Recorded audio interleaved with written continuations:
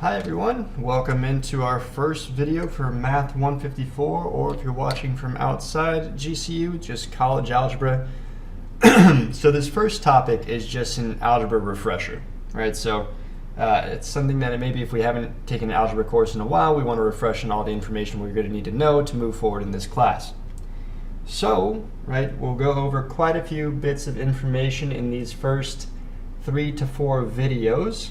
So starting off, right, so we'll just write up here, we'll write, if we can get this to show up, there we go. Algebra refresher. All right, so stuff that maybe we saw in high school, but maybe we haven't seen it in a while, or it might be totally new. That's okay too, right, as long as we get this information down before we move on to the next topic. Okay, so the very first thing we're going through is number lines. Right, and more importantly, right, we're going to talk about some subsections here, right? Number lines, how they do with, or what they do with distance, right? And for this, we will also need to know what the absolute value sign is. We'll just leave it at that, right? Also, by the way, if you're going through this and you go, well, I know about number lines, I did well when I took my preliminary knowledge check there. On the bottom of the video, you will see different chapters, so feel free to move through it at your own pace. Okay, so number lines, let's go ahead and just draw a number line. So think about what this is we just have a line, a straight line here in one dimension. All right, this is a one-dimensional line, and we'll say, let's say 0 is right in the middle, and I'll give us 2 points. So let's say we have over here, we'll do 7, and over here we have -3. Right, so I'm going to give us some actual numbers here to work with first before we make this general rule. And I want to know the distance between the 2 points, right? Well, we do have a little bit of a formula. Essentially, all we have to do is subtract the numbers from each other. But it's a little bit more than that because it depends, right? So let's say I start with -3 and I go -3 minus 7, what do I get? Well, I get -10, right? But let's say I go the other direction. Let's say I start with 7 first, and I go minus -3. And what do we know about a double negative? Exactly, it becomes a positive. But you're saying, wait, well, one of these answers I have a -10, one of these answers I have a +10, right? Well, when we're thinking about this, right, the key term here is distance, right? Think about how we measure distance, right? We don't measure distance in terms of negative values, right? We only measure distance in terms of positive. You never told someone I traveled -5.2 miles to get to your house. So the rule is when we're measuring distance between 2 points, and so let's just say it doesn't matter which one you call x1, which one you call x2. Right, so I'll just say this is x1, right? This is some abstract x value. And we'll say this is x2, right? These are just placeholders, x1 and x2. I don't want to confuse anyone by throwing in variables. Just think of these as placeholders, right? There's some points on our line here. So if I want to know the distance, you could also call them A and B. You could call them whatever you want, really. I'll call them A and B.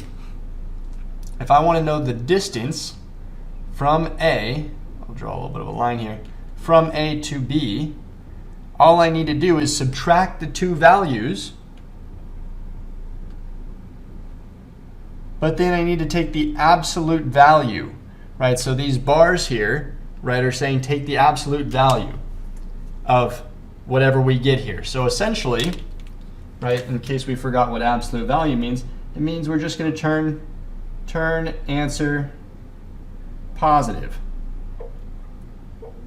Right, so whatever is inside those 2 straight lines here, right, the absolute value signs, whatever's inside this box is going to become positive.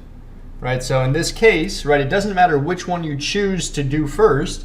If I say the distance between, let's choose the first one, -3 and +7, this is going to be equal to the absolute value of -3 minus 7 which is the absolute value of negative 10. But again, the absolute value signs here turn everything positive, right? So our final answer just becomes a positive 10.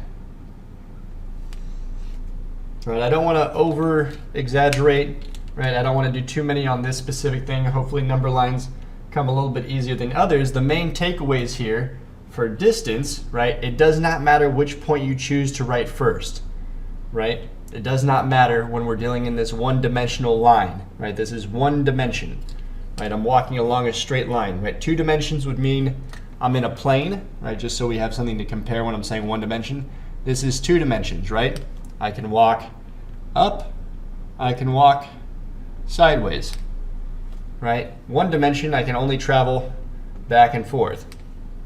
All right, so when we're dealing in 1 dimension, it does not matter which order I do this in, because when I take the absolute value, right, it's still going to be positive. So key takeaways, right? Doesn't matter which one we choose. Absolute value signs turn everything into positive, and that's all we need to take from this specific piece, right? So dealing with number lines. Maybe there's some refreshers here, right? Remember the double negative when we're adding, right? This becomes a plus sign. Maybe we need to go through that again. So a couple different pieces. Moving forward into our next 2 parts, we're going to talk about exponents refresher. We'll talk about PEMDAS as well, in case we forgot PEMDAS, which is our order of operations. But just starting off with something not too much here, right? We can do another example if we want to. Let's go ahead, just so I don't feel like we didn't utilize all of our space.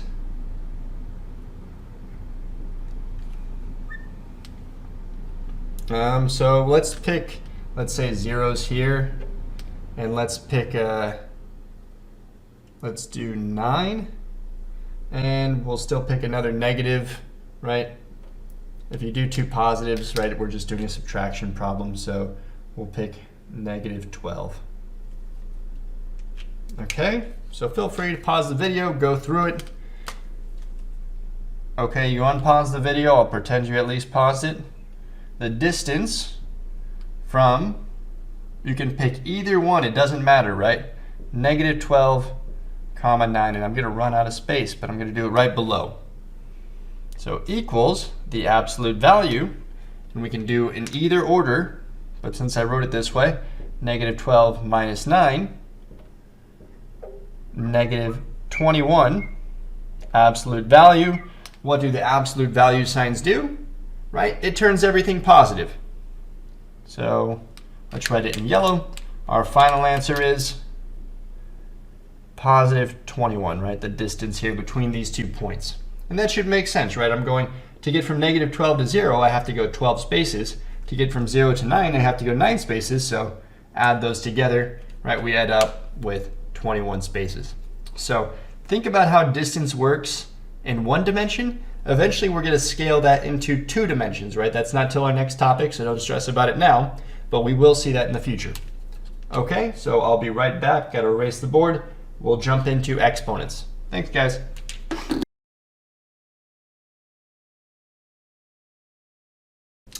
Welcome back. Okay, so we're going to start with order of operations.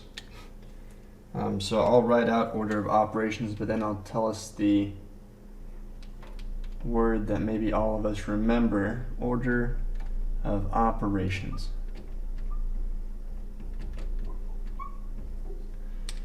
So maybe we remember this made-up word, PEMDAS, right?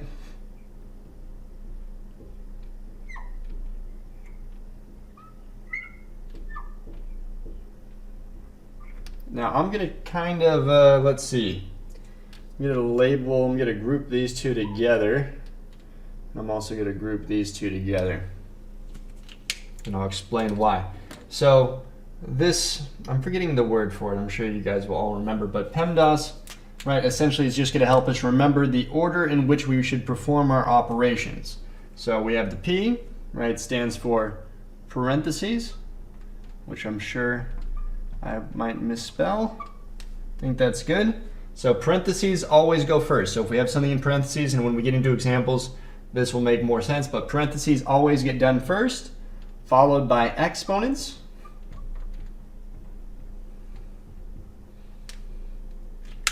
Okay, so again, this is all going to be regardless of where everything's placed. So we have parentheses, exponents, we have multiplication,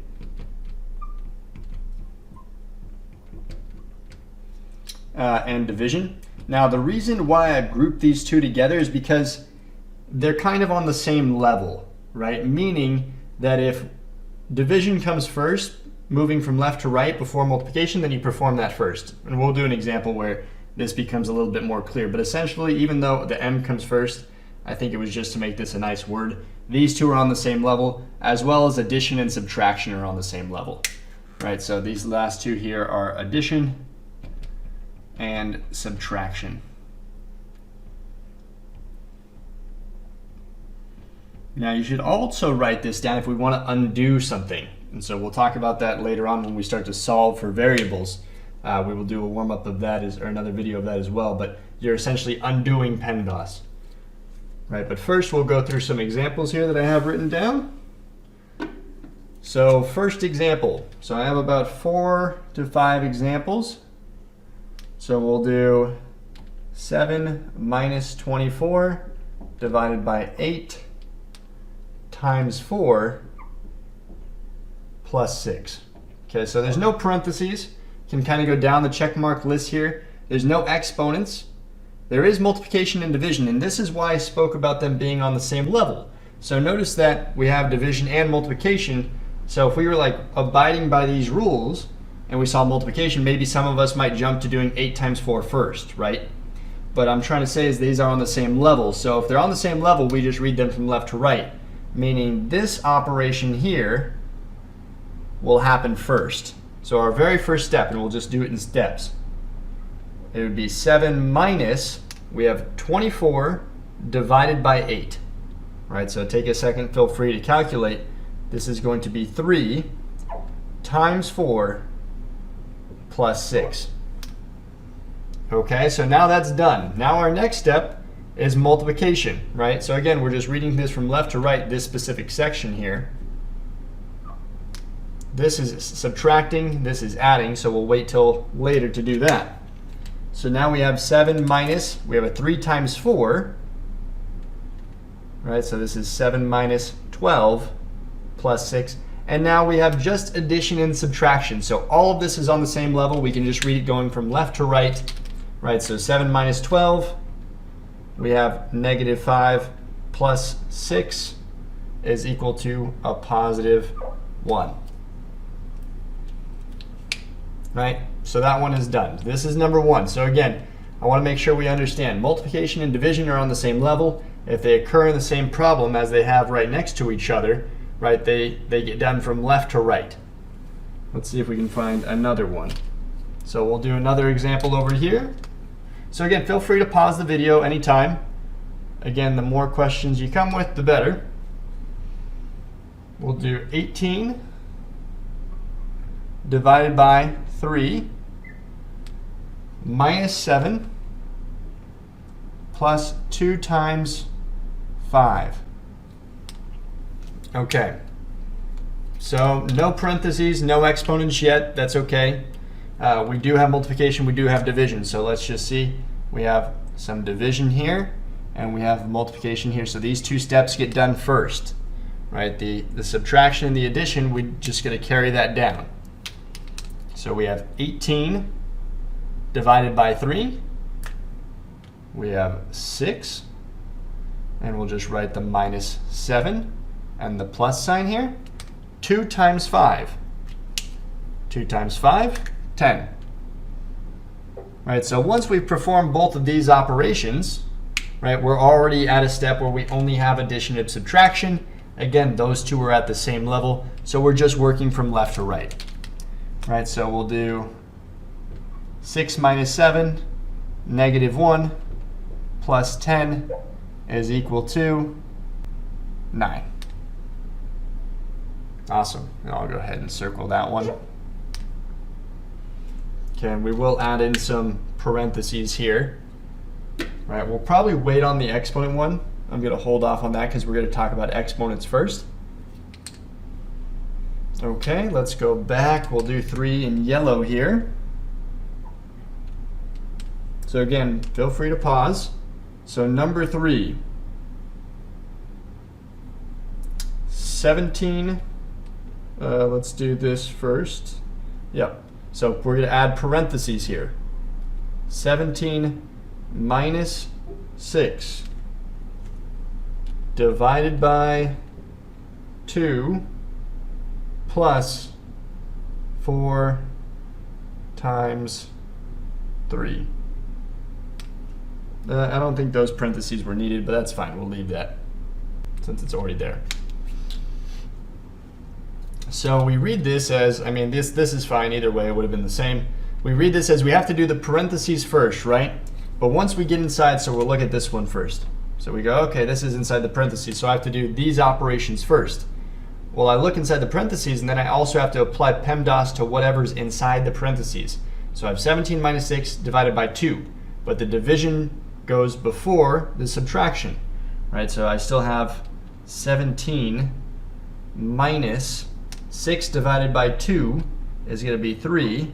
We can go over here and already solve this part, right? This is just a 4 times 3, so we'll put a 12.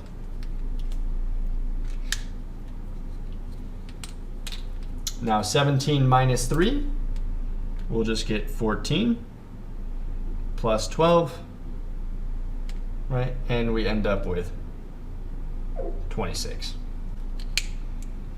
Okay, so again, just getting used to parentheses here. Now realize, I mean, I think we could have taken out the parentheses and I don't think it would have mattered as much as the operations, but just getting used to the idea of parentheses here.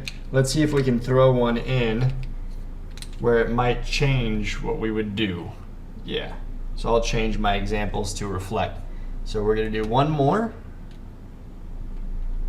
So 4, let's say we have negative 2 times, we'll do 2 times 4. So this is in parentheses. Anytime you see this notation, I know I've been writing the multiplication, but if you see a number standing next to something, it also normally means multiplication. Minus 2 divided by 2 times, and we're going to do 5 plus 2. So the reason why I'm doing it this way is notice that normally this multiplication would take precedent over addition, right? This multiplication sign here typically, right, would take precedent, or we would do it before the addition. But because this is in parentheses, I'm saying that I have to do it first. Right, so let's go step by step here. I'll go slow since this one has many steps. So the negative 2 is kind of just hanging on the outside, just waiting to be multiplied. Can't do anything because we have to do the parentheses first. Right, so now we look inside our parentheses and we go, we have some multiplication, we have some division. The subtraction gets done last. So multiplication, 2 times 4, 8. The minus sign, we can't touch it yet. 2 divided by 2 is just 1. Times 5 plus 2. So again, this addition gets done first because it's in the parentheses. Next, right, let's finish out our parentheses, negative 2 times 7 times 7.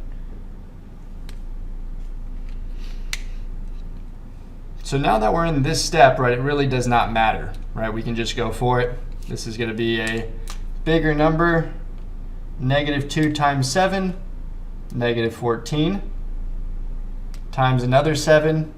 Maybe we got to pull out the calculator, but it does end up being negative 98. So another thing to mention here, in case we forgot, right, anytime for multiplying two numbers, one of them is a negative, the whole thing's going to become negative. Just so I'll write this as a reminder on the side. Right, so when multiplying numbers, say multiply, right, we'll say positive and a positive number. If we multiply them together, we're going to equal a positive number, and that's pretty standard, right? If we have a negative times a positive, this is going to be a negative answer, and even if it's the other way around, it doesn't matter. So even if one of them is negative, right, the entire thing becomes a negative answer. And lastly, 2 negatives, hopefully we can see the bottom of this, equals a negative answer. So this is, or positive answer.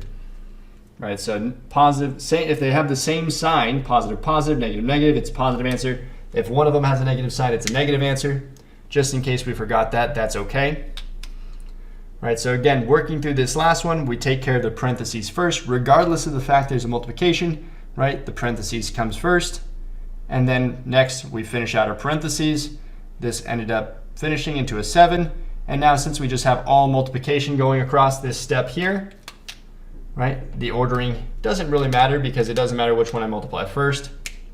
We'll talk about these properties coming up, and I have my final answer, right? So hopefully these 4 examples helped getting used to order of operations, or PEMDAS, all over again. I'm going to introduce exponents. I know we didn't touch this here, but I want to introduce exponents before we start adding these into these types of PEMDAS equations. So I will see you shortly. Let me erase the board, and I will be right back.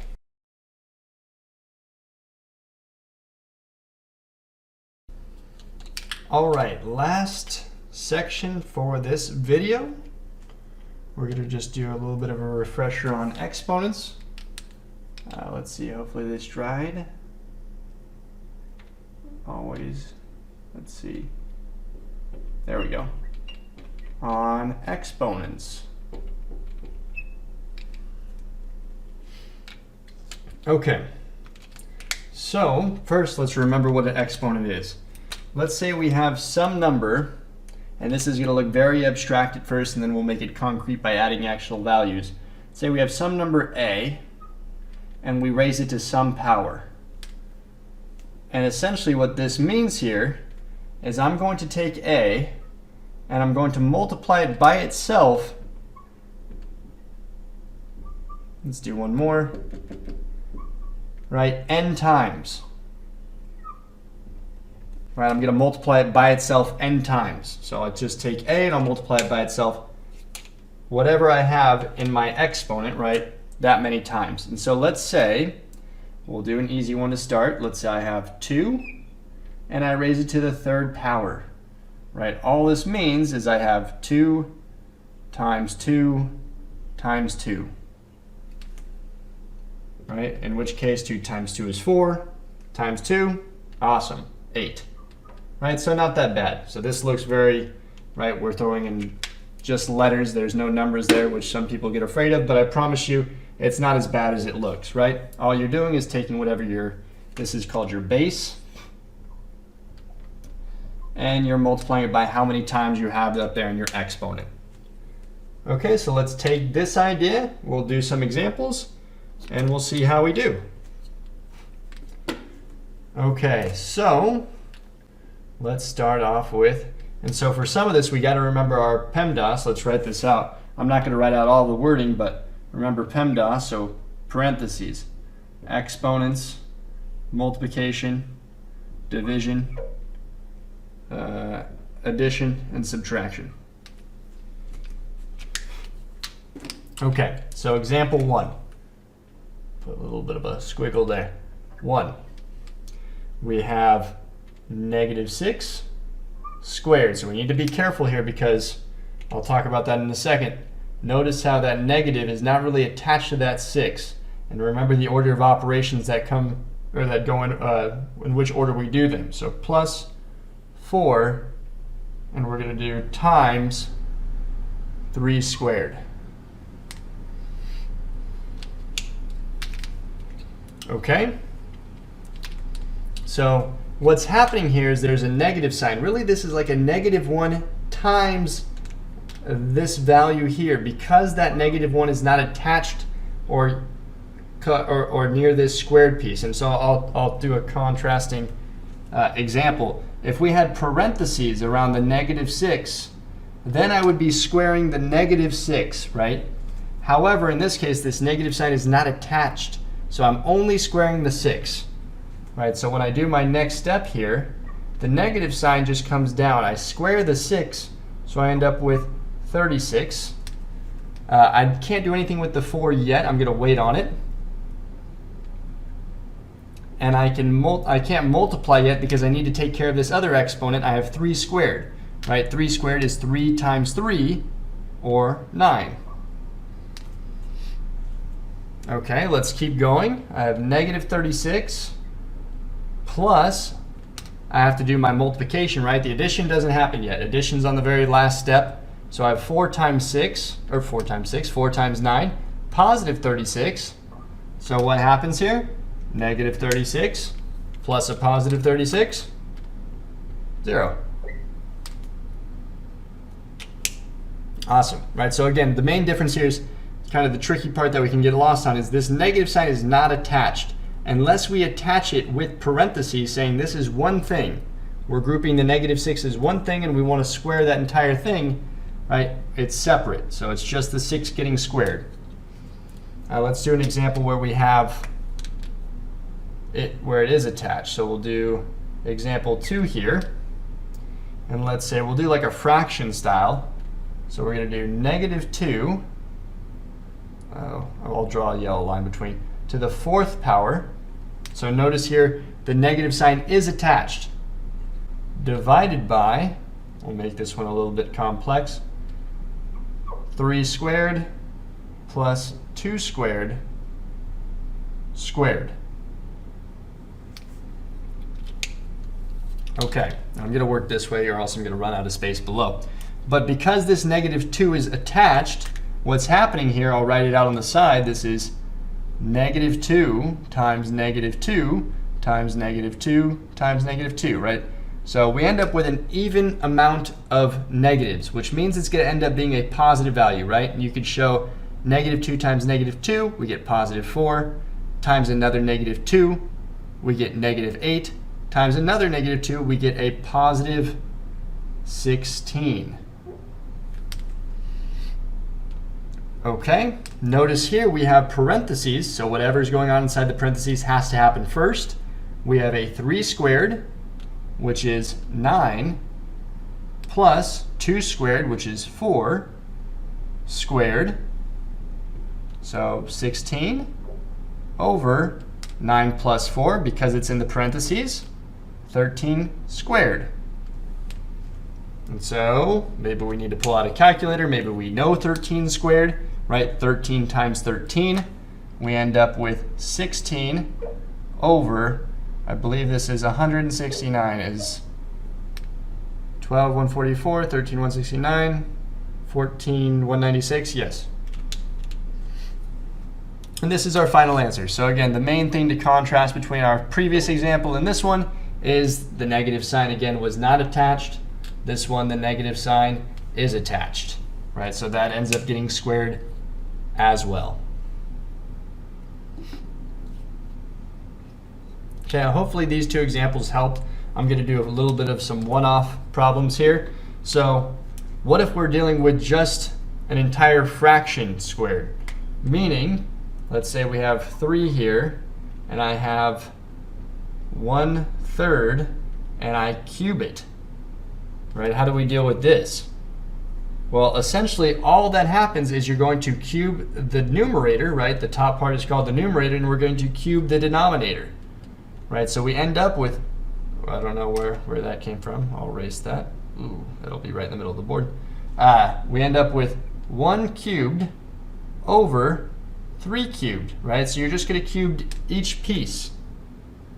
And now 1 cubed, 1 times 1 times 1, nothing's going to change, 1.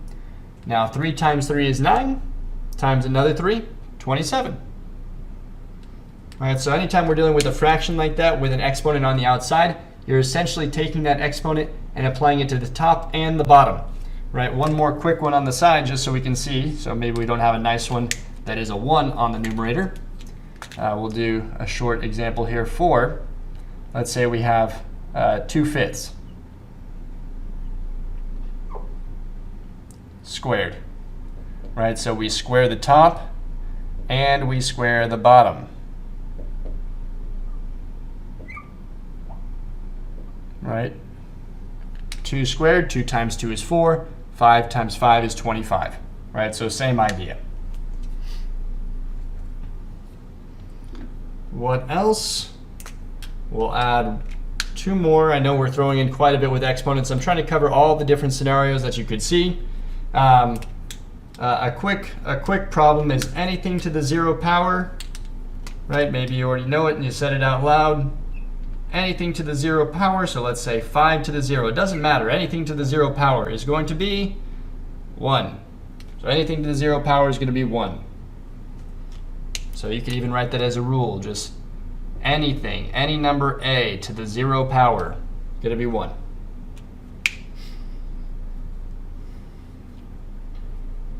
So I think I want to pause because I think the other rules that talk about exponents, right? We could have negative exponents. Maybe I'll introduce it quickly. I think we will go over it in another section, but just so we've seen it, I gotta get low a little bit here. Okay, so last example, I think I did 2 example 4s. That makes sense. Okay, so let's say we have 2 to the negative 1 plus, we'll do another one, 4 to the negative 1. What does this mean? Well, and I'll do some side work because I'm running out of room. You could think of this negative exponent as being very unhappy, right? So what we want to do essentially is we want to turn that into a positive exponent, but how do we do it? Right? Essentially what happens is if it's negative, you could think of this in the numerator, pretend it's hanging out over 1 here.